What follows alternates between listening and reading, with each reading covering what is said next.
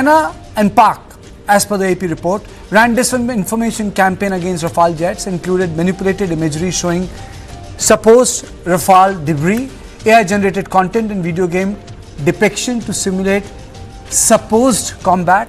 More than 1,000 social media accounts created to spread a narrative of Chinese technological superiority. Findings from a French intelligence service seen by the AP says that defense attaches in China's foreign embassies led a charge to undermine Rafale sales. Chinese envoys tried to persuade Indonesia not to buy more French jets. Pak China hard-sold Chinese jets instead. Saudi Arabia recently rejected Chinese J-35 jets. This brings us to the question, how do Chinese jets compare with the French fighters? Now, Rafale has proven itself in combat theatres, Africa, West Asia and Indo-Pacific. Rafale has superior avionics, reliability and logistical support. China's J-10CE and JF-17 are cheaper but can't match the performance of the French fighters. There are other technical assessments which would say otherwise. But then, right now, we go by the story of Associated Press that they ran a campaign. On this, I am joined by Commodore C. Uday Bhaskar, Director, Society for Policy Studies and former Director of IDSA, and Lieutenant General Sanjay Kulkarni. Thank you both of you for joining me. Let me straight away go to Commodore Uday Bhaskar. So my question to you is, I understand it is an issue of narrative war, but at the heart of it is the necessity of a fifth generation aircrafts. And when we talk about Operation Sindoor, are we asking the right questions in terms of follow-up to the operation? Karthika, there are two issues here. One is the disinformation campaign that Beijing has been accused of by Paris, that is the French government. No, actually not the French government. This is a French kind of assessment that China is running a disinformation campaign to undermine the credibility of the Rafale, which for France is both a strategic and a major trade issue. To place this in context, France has exported more than 500 Rafale jets to different countries, including India, Egypt, and various other client states who have bought this particular platform. So we are talking potentially of $50 billion plus in terms of the trade profile in US dollars. That's a large amount of money for any country. So France would be concerned. Was there a disinformation campaign against the Rafale?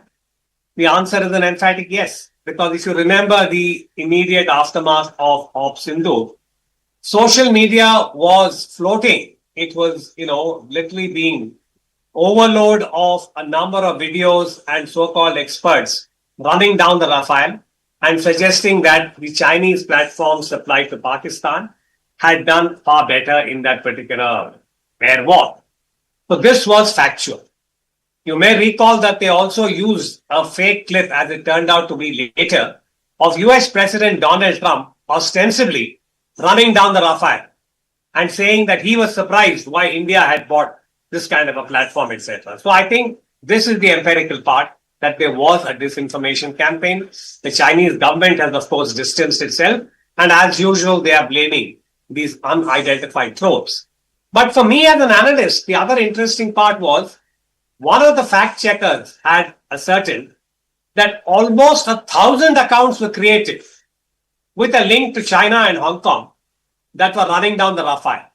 So this is part of the narrative war that you had mentioned in your opening remarks. So that's one issue. The second, is India asking the right questions as far as Op Sindoor is concerned and the performance of the Rafale? I think that's a completely different issue, perhaps the most pressing issue at this point in time for India. And so far, I am afraid the right questions are not being allowed to enter the public domain. Meaning, the entire Rafale issue has got mired in a number of unnecessary controversies. You will recall that the first official reference to the Rafale, possibly with a question mark, was made by our Chief of Defense Staff at the Shangri-La. More recently, we had one of the Indian defense attachés in Indonesia making a reference, and this in turn became a controversy which was needless. So my brief point is that I think the right questions are not being allowed to be asked in the public domain.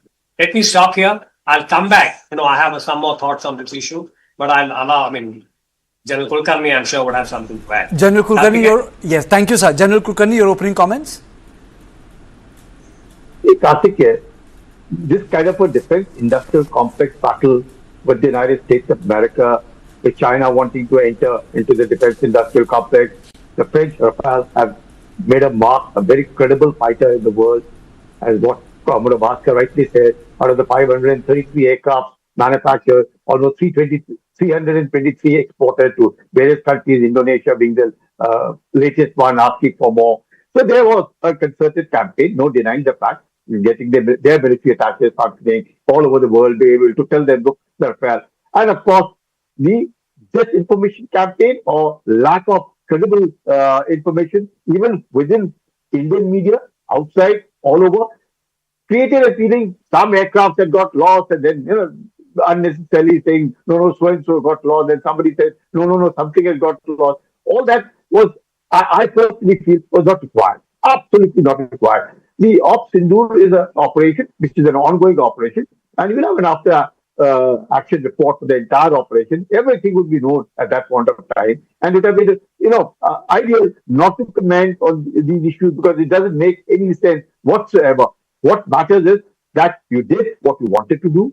You stuck and hit the terrorist camps and you destroyed them. You did strike the air bases of the Pakistanis. You got them onto their knees. They did approach the Americans. The Americans then obviously must have advised Pakistan to do what? Their DGMO did get in touch, and of course, a ceasefire in less than 90 hours was declared, which is on pause or cessation of hostilities, I might say, rather than classic ceasefire. Having said that, Rafale obviously has made a mark, and that mark vis-a-vis the JF series and the J-10 series of China don't seem to be making any headway.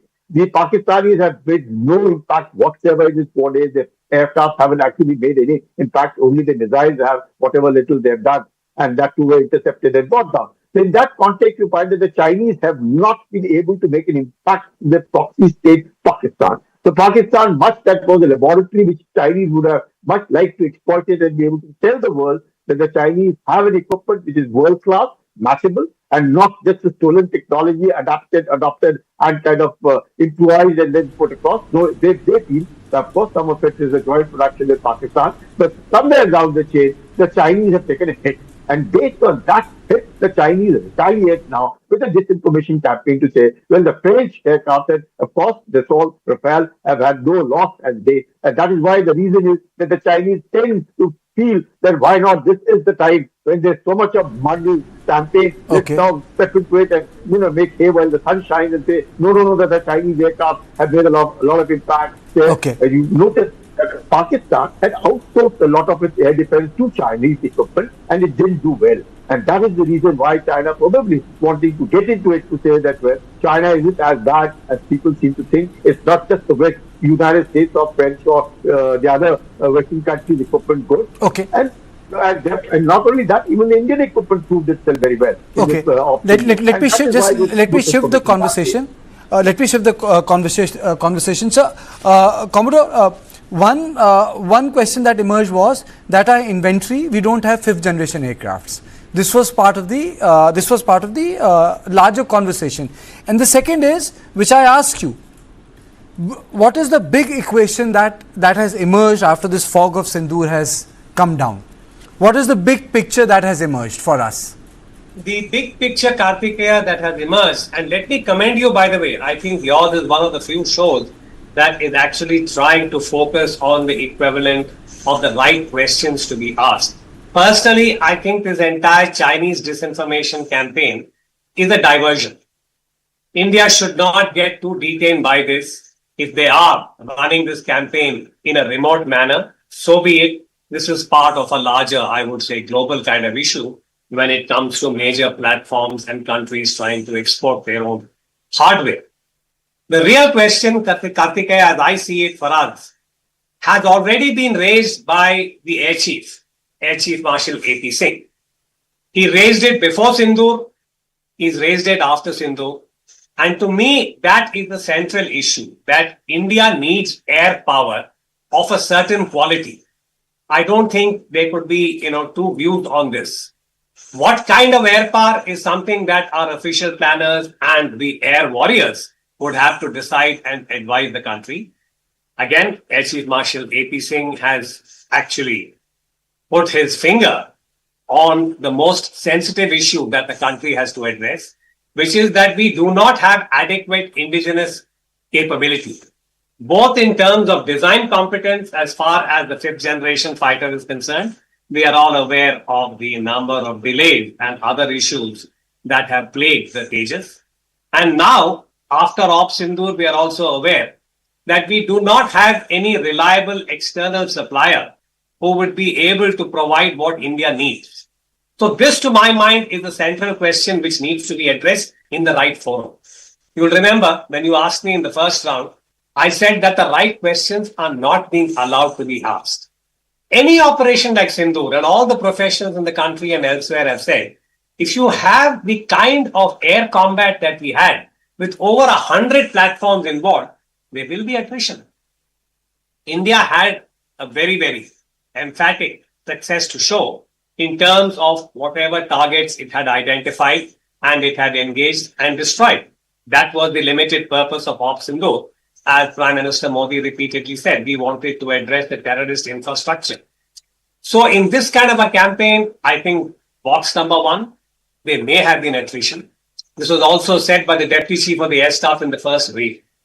From there onward, as I said, the CDS made a statement, others have made statements. This has been going on and on in a way which to me is opaque and muddy, which should not be the case.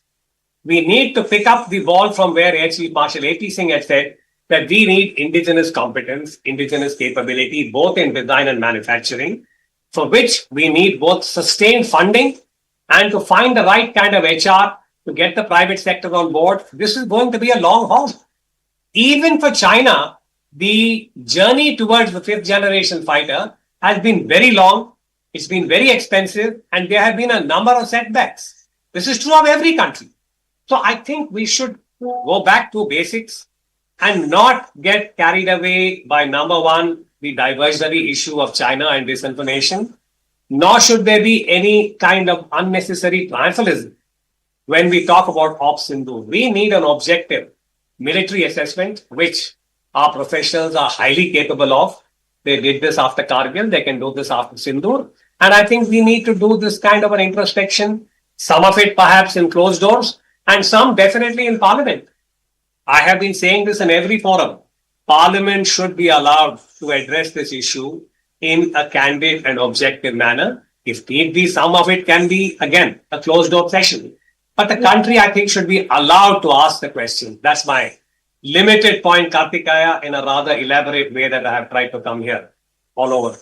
Over to you. Kulkarni, let's be honest about it. What do you think has been the biggest challenge for our armed forces in context of the, as Commodore said, developing indigenous capability? When I used to be a defense reporter way back in 2003, I would write articles on Arjun. That's 20 years ago, sir. As a student, I would read about, DRDO trying to create, indigenous platform. But the armed forces would not accommodate them, saying that their need has not been served properly. So what has been the big, is it the timeline, sir? Is it the lack of innovation? Where is the issue, sir? Karthikeya, a lot of it. And Commodore Bhaskar has touched some of these issues. The timelines are a basic thing. They just don't stick to the timeline. Now look at the aircraft dependency on United States. If they don't give you the GE engines, you find a problem over there. You are looking at AMCA, then again now collaboration. I think we now need to be honest about it. That if we have the capability, we should do it. If we don't have the capability, for whatever the reason is, within the timeline that we desire to, then we might well cooperate. Go with it, and private-public participation, we need to do it. Because all these are very, very expensive things. They can't be totally trusted on one public sector undertaking not able to deliver. And we've seen it. We can't keep giving a chance after chance. And I thought the air chief was very honest. If they are required to have, if not 42, say 50 squadrons, keeping Bangladesh now in mind and everything, they might well have them. It is time. It is 4.5 generation that we have. and we intend to graduate to the 5th generation aircraft, if not to the 6th kind of an aircraft, then all said and done, we need to have it. Because we've seen this. All Operation Sindoor has shown it. Ukraine, the war has shown it. Hamas has shown it. Iran has shown it. That until and unless you have a very, very strong air power, it's not possible. So it's just not the air power, it also is the missile. These also require excellent air defense. You've seen for yourself that how, despite the dome, despite the naval field, despite the all the kinds of efforts that the Israelis have put, you will still have not 100% intercepted. So they are bound to be attrition. There is no denying the fact. But we have to be fully prepared. So kinetic, non-kinetic, and all of it, if it is a contact, non-contact warfare, prepare for it, get modernized, Atmanirbhar, indigenization, cooperate, cannot, and you have to manufacture. Timeline has to be there. Thank you. No doubt. I think on this note, I need to close the discussion, sir. Thank you both of you for joining me. I've really run short of time. And so this was on point 2. In the next on point, we'll look at how a Marathi Hindi row has exploded in Maharashtra. But after a short break.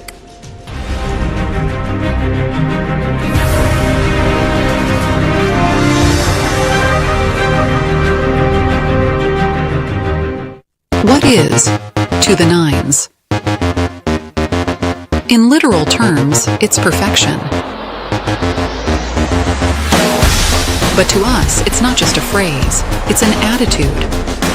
One that starts at your desk and sends a statement to the world. To the nines is about taking charge. It's a way of life where every seam, every fold, is crafted with excellence. It's timeless elegance and uncompromising quality made for the corner office. It's the ideas that inspire redefining order and elevating the tabletop. To the nines, for the leaders of today and the visionaries of tomorrow.